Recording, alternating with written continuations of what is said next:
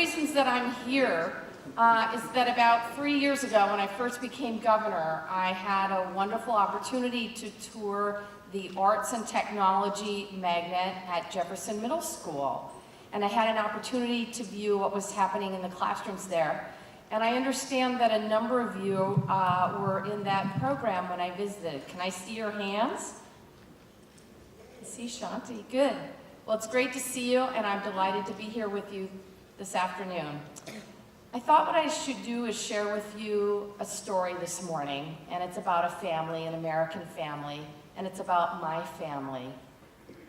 My grandmother Lois, my dad's mom, was a nurse, and my grandfather was a doctor. He was the local hospital administrator.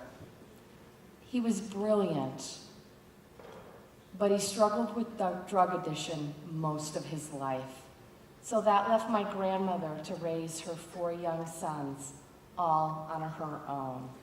And on her nurse's wages, it was a real struggle for her.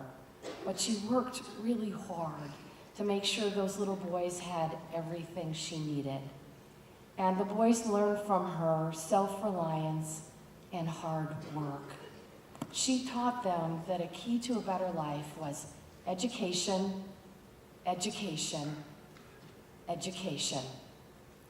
All 4 boys graduated from high school, college, and served in the military. 3 became doctors, including my dad, and 1 became an engineer. And because my dad worked really, really hard, my life was very different than his.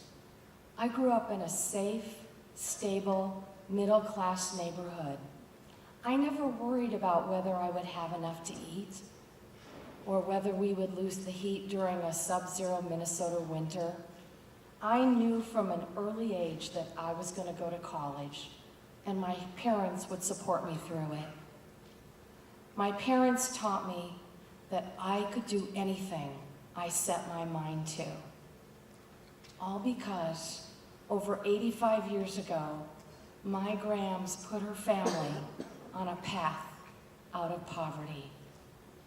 This story is pretty familiar to a lot of families across our nation, a lot of families across Oregon as well.